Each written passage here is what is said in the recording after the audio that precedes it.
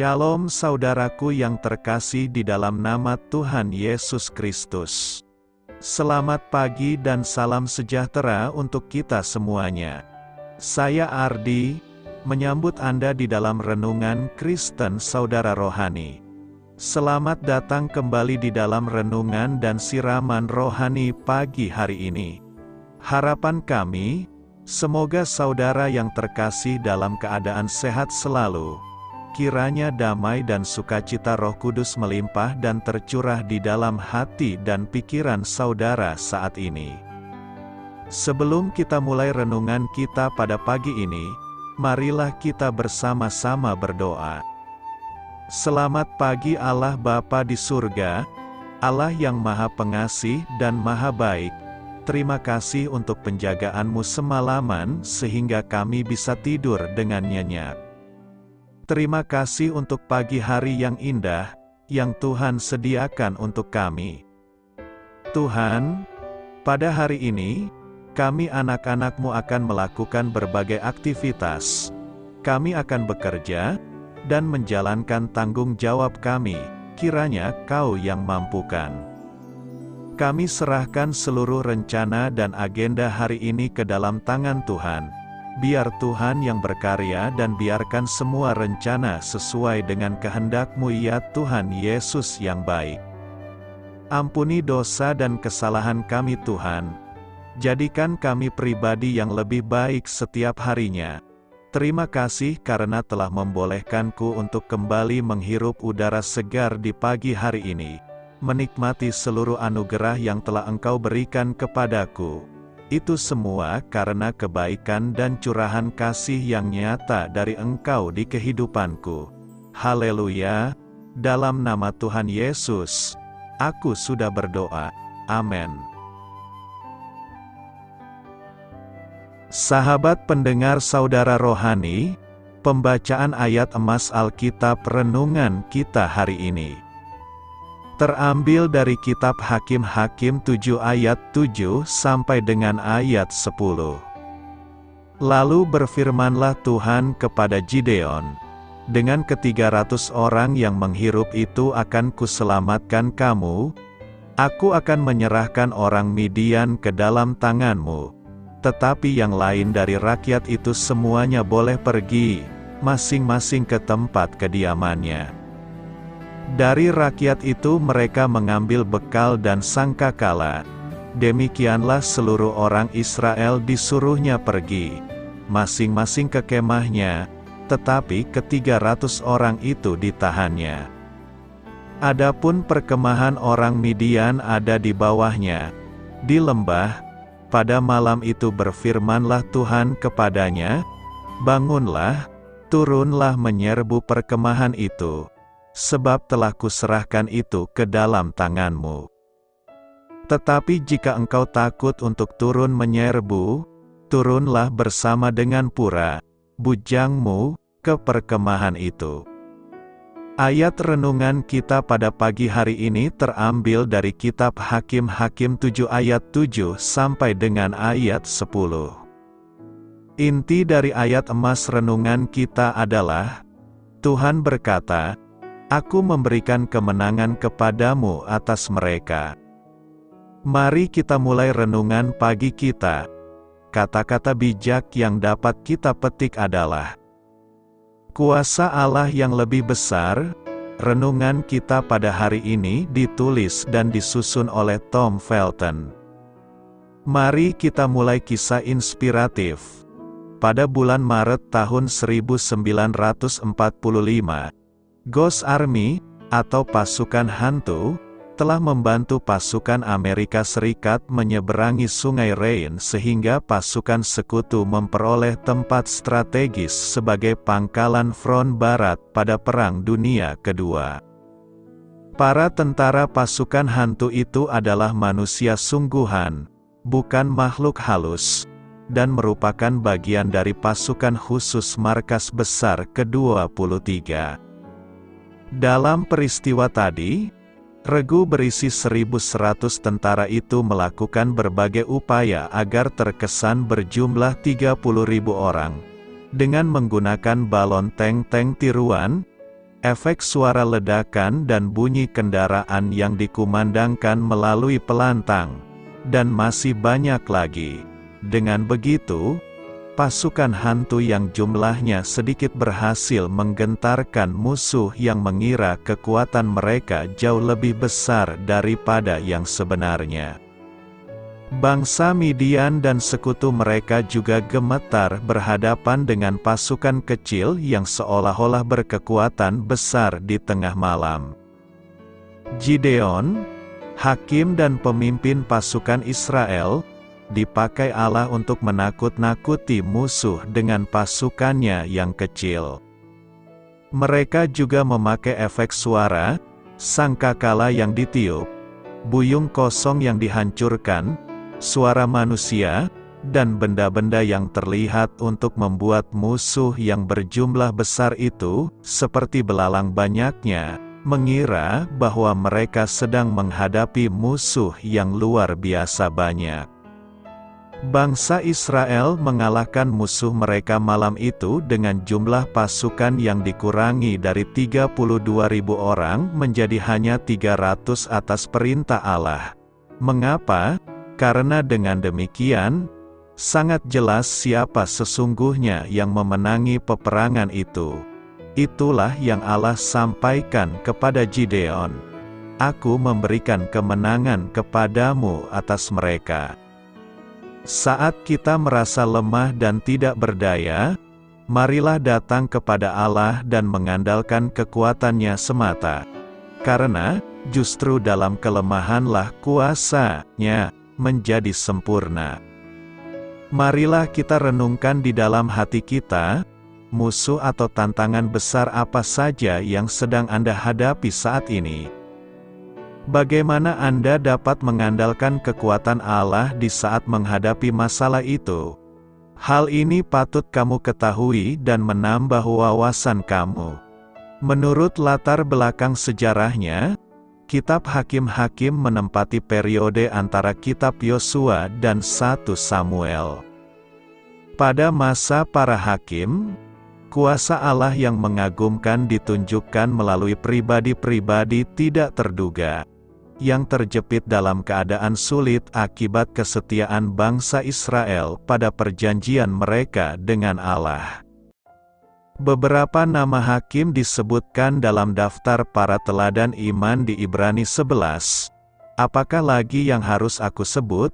Sebab aku akan kekurangan waktu. Apabila aku hendak menceritakan tentang Gideon, Barak, Simson, Yefta, yang karena iman telah menaklukkan kerajaan-kerajaan, mengamalkan kebenaran, memperoleh apa yang dijanjikan. Tuhan berbelas kasihan. Hakim-Hakim 2 ayat 18b berkata, sebab Tuhan berbelas kasihan mendengar rintihan mereka karena orang-orang yang mendesak dan menindas mereka. Tuhan adalah Maha Kasih dan penuh belas kasihan.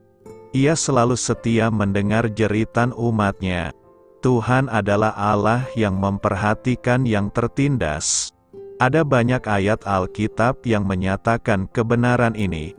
Bangsa yang tertindas Engkau selamatkan, tetapi matamu melawan orang-orang yang tinggi hati, supaya mereka Kau rendahkan. Sebab Dia, yang membalas penumpahan darah, ingat kepada orang yang tertindas, teriak mereka tidaklah dilupakannya. Makna kata belas kasihan diterjemahkan dari kata esplakniste, Yunani, yang menunjuk pada pengertian bela rasa.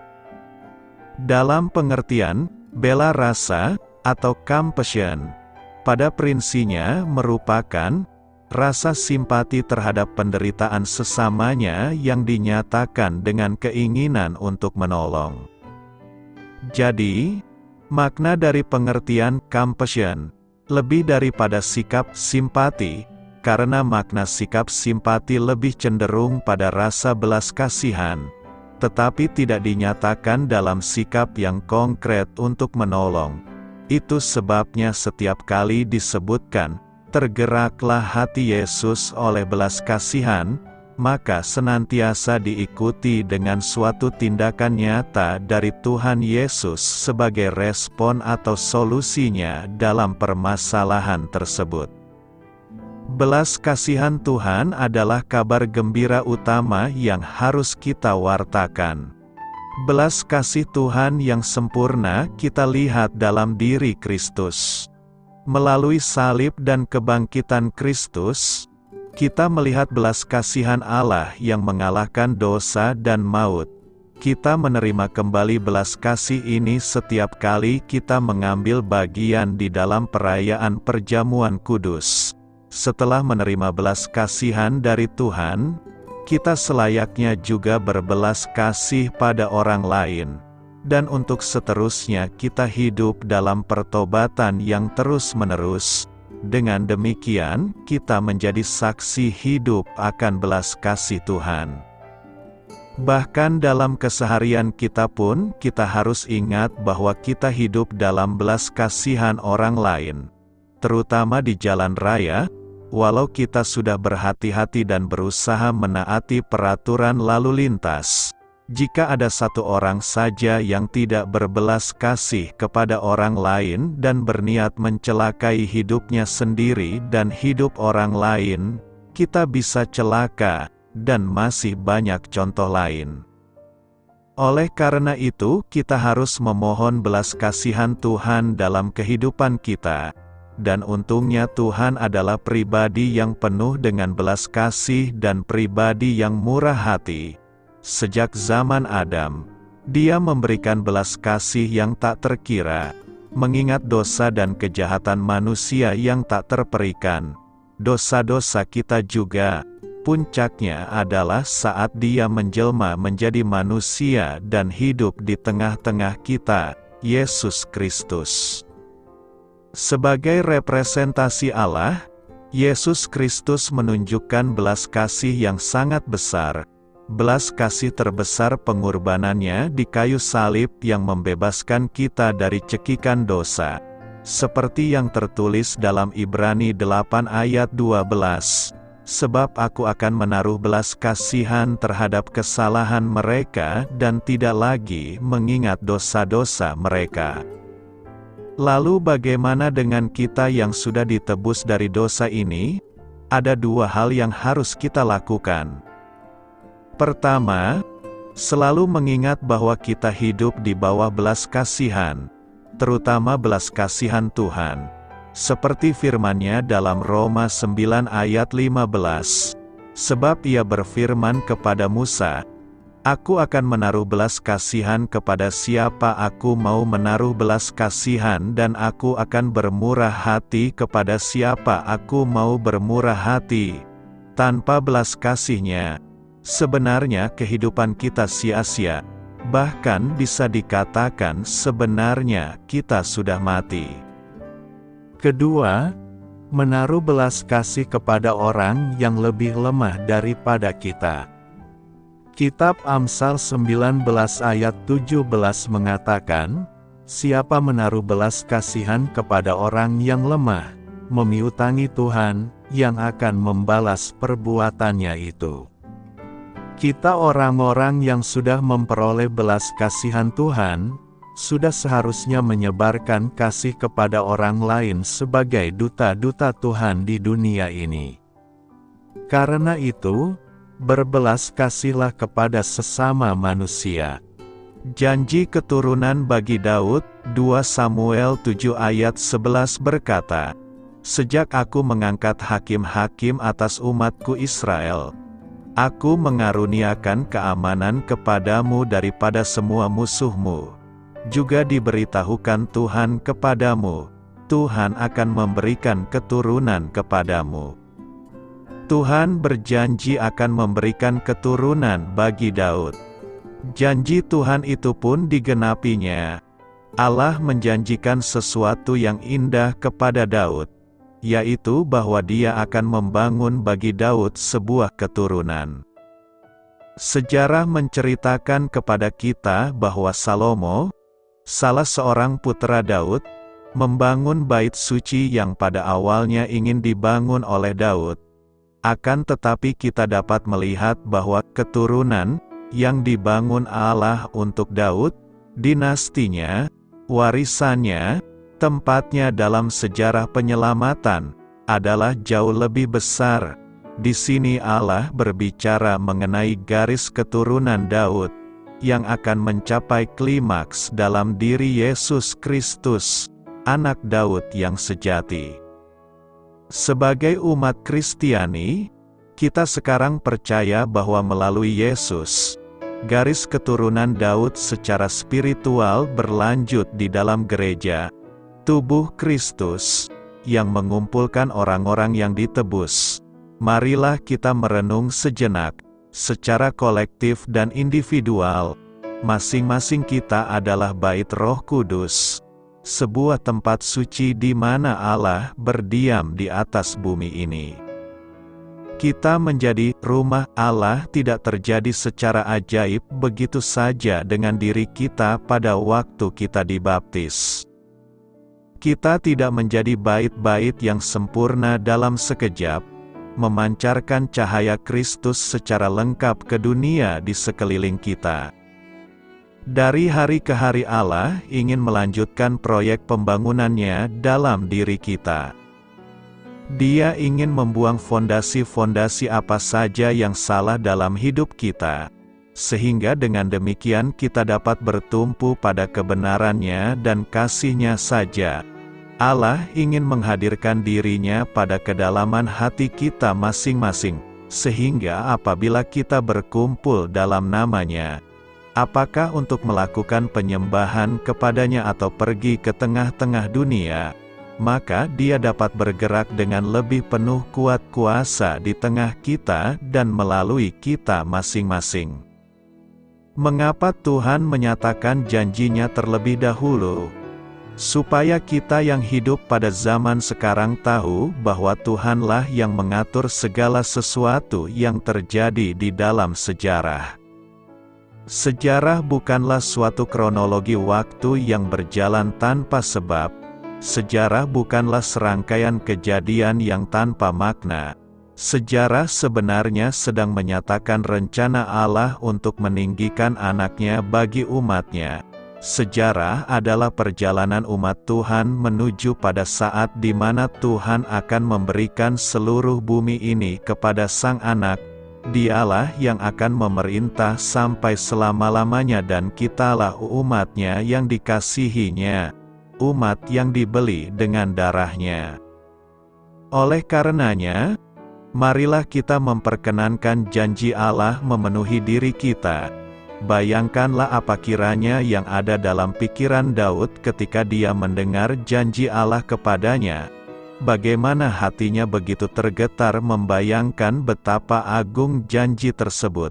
Lalu, bayangkanlah Allah mengatakan hal yang sama kepada diri kita, bahwa Dia sangat mengasihi kita dan ingin berdiam dalam diri kita selamanya. Karena itu, marilah kita bersembah sujud di hadapan Yesus, batu penjuru dan pembangun rumah kita. Sedikit saya jelaskan ringkasan kitab Hakim-Hakim. Pengarang kitab Hakim-Hakim tidak secara spesifik menyebutkan nama penulisnya. Menurut tradisi, Nabi Samuel adalah penulis kitab Hakim-Hakim. Bukti internal menunjukkan bahwa penulis kitab Hakim-Hakim hidup tidak lama setelah masa Hakim-Hakim. Samuel cocok dengan kualifikasi ini. Artikel selengkapnya. Siapa yang menulis kitab Hakim-Hakim? Siapa penulis Hakim-Hakim? Tanggal penulisan kitab Hakim-Hakim kemungkinan besar ditulis antara tahun 1045 dan 1000 sebelum Masehi. Tujuan penulisan kitab Hakim-Hakim dapat dibagi menjadi dua bagian. 1. Bab 1-16 yang memberikan penjelasan tentang perang pembebasan yang dimulai oleh bangsa Israel, kekalahan bangsa Kanaan dan berakhir dengan kekalahan bangsa Filistin dan kematian Simson. 2, bab 17-21 yang bersifat lampiran dan tidak berhubungan dengan bab-bab sebelumnya. Pasal-pasal ini dicatat sebagai masa ketika tidak ada raja di Israel. Kitab Rut awalnya merupakan bagian dari kitab Hakim-Hakim. Namun pada tahun 450 Masehi, kitab tersebut dihapus dan menjadi sebuah kitab tersendiri. Ayat kunci, Hakim-Hakim 2 ayat 16-19 berkata, "Kemudian Tuhan membangkitkan hakim-hakim yang menyelamatkan mereka dari tangan para perampok itu. Namun mereka tidak mau mendengarkan hakim-hakim mereka, melainkan melacurkan diri mereka kepada allah-allah lain dan menyembah mereka. Berbeda dengan nenek moyang mereka, segeralah mereka menyimpang dari jalan yang ditempuh nenek moyang mereka, yaitu jalan menaati perintah Tuhan. Kapanpun Tuhan membangkitkan seorang hakim bagi mereka, maka Ia menyertai hakim itu dan menyelamatkan mereka dari tangan musuh-musuh mereka selama-lamanya. Selama hakim itu hidup, sebab Tuhan menaruh belas kasihan terhadap mereka, ketika mereka mengerang di bawah orang-orang yang menindas dan menindas mereka. Tetapi ketika hakim itu meninggal, bangsa itu kembali ke jalan yang bahkan lebih bejat daripada nenek moyang mereka, mengikuti allah-allah lain dan mengabdi serta menyembah mereka. Mereka tidak mau menghentikan perbuatan jahat dan keras kepala mereka." Hakim 10 ayat 15 berkata, "Tetapi kata orang Israel kepada Tuhan, kami telah berbuat dosa. Lakukanlah apa yang menurutmu terbaik terhadap kami, tetapi tolong selamatkan kami sekarang." Hakim 21 ayat 25 berkata, "Pada masa itu Israel tidak mempunyai raja, semua orang melakukan sesuai keinginannya." Kitab Hakim-Hakim mencakup sekitar 330 tahun sejarah Israel dan merupakan kisah tragis tentang bagaimana Yahweh, Tuhan, dianggap remeh oleh anak-anaknya tahun demi tahun, abad demi abad. Hakim-Hakim sangat kontras dengan kitab Yosua yang menceritakan berkat-berkat yang dianugerahkan Tuhan kepada bangsa Israel atas ketaatan mereka dalam menaklukkan negeri itu. Di dalam Hakim-Hakim, mereka tidak taat dan menyembah berhala, yang menyebabkan banyak kekalahan mereka. Namun Allah tidak pernah gagal membuka tangannya dalam kasih kepada umatnya setiap kali mereka bertobat dari perbuatan jahat mereka dan berseru kepada namanya. Melalui ke-12 hakim Israel, Tuhan menepati janjinya kepada Abraham untuk melindungi dan memberkati keturunannya. Setelah kematian Yosua dan orang-orang sezamannya, bangsa Israel kembali melayani Baal dan Ashtarot. Tuhan membiarkan bangsa Israel menderita akibat penyembahan dewa-dewa palsu. Saat itulah umat Tuhan akan berseru kepada Yahweh minta tolong. Tuhan mengutus anak-anaknya sebagai hakim untuk memimpin mereka dalam kehidupan yang benar. Namun berulang kali mereka berpaling dari Tuhan dan kembali menjalani kehidupan yang jahat. Namun, dengan menepati bagian perjanjiannya dengan Abraham, Allah akan menyelamatkan umatnya dari para penindas mereka sepanjang rentang waktu 480 tahun dalam kitab Hakim-Hakim. Mungkin hakim yang paling terkenal adalah hakim ke-12, Simson, yang datang untuk memimpin bangsa Israel setelah 40 tahun ditawan di bawah kekuasaan orang Filistin yang kejam. Simson memimpin umat Tuhan menuju kemenangan atas orang Filistin di mana dia kehilangan nyawanya sendiri setelah 20 tahun menjadi hakim Israel. Pengumuman kepada Ibu Simson bahwa ia akan melahirkan seorang anak laki-laki untuk memimpin Israel merupakan pertanda pengumuman kepada Maria tentang kelahiran Mesias. Tuhan mengirimkan malaikatnya kepada kedua wanita tersebut dan memberitahu mereka bahwa mereka akan mengandung dan melahirkan seorang anak laki-laki yang akan memimpin umat Tuhan. Penyerahan umatnya yang penuh kasih sayang oleh Allah meskipun mereka berdosa dan menolak Dia, memberikan gambaran tentang Kristus di kayu salib. Yesus mati untuk melepaskan umatnya, semua orang yang percaya kepadanya dari dosa mereka, meskipun sebagian besar dari mereka yang mengikuti Dia selama pelayanannya pada akhirnya akan murtad dan menolak Dia. Namun Dia tetap setia pada janjinya dan mati di kayu salib bagi kita. Ketidaktaatan selalu mendatangkan penghakiman. Bangsa Israel memberikan contoh sempurna tentang apa yang tidak boleh kita lakukan. Bukannya belajar dari pengalaman bahwa Allah akan selalu menghukum pemberontakan terhadapnya, mereka malah terus tidak menaati dan menderita karena ketidaksenangan dan disiplin Allah.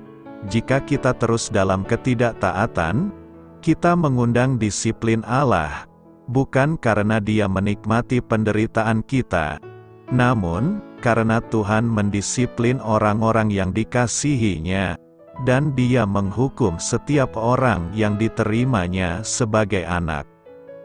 Kitab Hakim-Hakim adalah sebuah bukti kesetiaan Allah. Bahkan, jika kita tidak setia, Dia akan tetap setia, meskipun kita mungkin tidak setia kepadanya, seperti halnya bangsa Israel, namun Dia tetap setia untuk menyelamatkan dan memelihara kita, dan mengampuni kita ketika kita memohon pengampunan. Dialah yang akan menguatkan kamu sampai kesudahannya, sehingga kamu tidak bercela pada hari Tuhan kita Yesus Kristus. Telah memanggil kamu ke dalam persekutuan dengan Putranya Yesus Kristus, Tuhan kita, yang setia. Kemenangan bersama Tuhan. Hari ini kita akan membahas tema kemenangan bersama Tuhan. Untuk meraih kemenangan bersama Tuhan pasti ada ketentuannya. Tuhan tidak akan memberikan kemenangan begitu saja tanpa sebuah pertimbangan yang matang. Kemenangan bersama Tuhan tidak tergantung pada banyaknya pasukan, tetapi pada kualitas pasukan itu. Itu sebabnya Tuhan menyuruh Gideon untuk menyeleksi tentaranya. Pertanyaan kita sekarang adalah bagaimana cara Tuhan menyaring tentara yang banyak ini untuk mendapatkan pasukan yang baik dan tangguh. Pertama, Tuhan menyuruh orang yang takut dan gentar untuk pulang. Dengan seleksi pertama ini, maka pasukan berkurang dari 32.000 orang menjadi 10.000 orang. Penyaringan ini dilakukan Tuhan untuk mencari orang yang berani, bukan orang penakut dan pengecut. Orang yang mau menang bersama Tuhan adalah orang yang berani dalam segala hal, berani dalam iman dan berani dalam tindakan. Kedua, Tuhan menyuruh berjalan ke atas gunung. Setelah mereka berjalan ke atas gunung, maka pasukan itu akan kehausan dan akan segera mencari air. Lalu Tuhan menyuruh Gideon memerhatikan cara mereka minum. Ketika mereka sedang minum, bisa saja musuh tiba-tiba menyerang mereka. Sebagian mereka ada yang minum dengan berlutut dan menyentuhkan mulut mereka ke dalam air. Kemungkinan lain ialah ada pasukan yang langsung menceburkan diri mereka ke dalam air. Tetapi ada 300 orang yang mengambil air dengan menggunakan tangan mereka. Cara kedua ini lebih mengarah kepada memilih pasukan dari segi karakter hidup. Orang yang menang bersama Tuhan harus memiliki karakter yang baik dan unggul. Dari 10.000 pasukan itu, Gideon memperhatikan bahwa ada 9.700 orang tanpa pikir panjang melempar senjatanya, berlari-lari dan langsung mencelup mukanya ke dalam air lalu minum air. Kemudian ada 300 tentara yang cara mereka minum dengan tenang. Mereka mendekati kolam sambil tetap memegang senjatanya, dan dengan mata yang tetap tertuju ke depan dan penuh kewaspadaan. Dan mereka menggunakan telapak tangan mereka untuk mengambil air dari kolam itu dan minum perlahan-lahan secukupnya. Melihat kenyataan itu, Tuhan berkata kepada Gideon untuk memulangkan pasukan yang 9.700 orang itu, dan memakai 300 orang yang telah teruji ini. Apakah yang hendak kita renungkan dari khotbah ini? Untuk meraih kemenangan bersama Tuhan, maka ada beberapa hal yang harus kita lakukan, yakni: pertama, tetap waspada dan senantiasa berjaga-jaga. Ke-300 tentara Gideon tetap waspada dan berjaga-jaga saat mereka mendekati kolam. Mereka berlutut dengan kepala tegak dan mata yang berjaga-jaga kalau ada tentara musuh yang datang.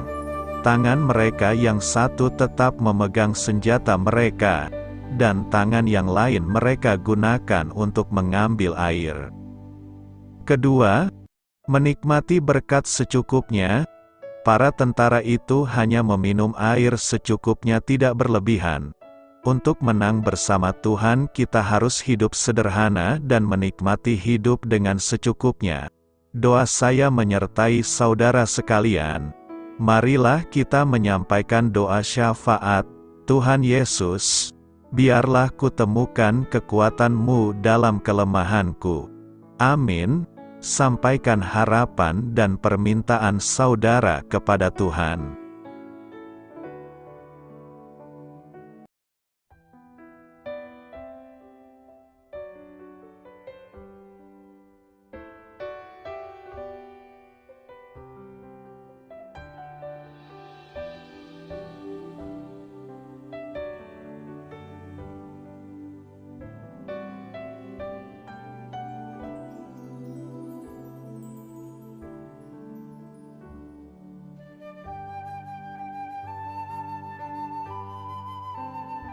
Marilah kita renungkan sahabat saudara rohani.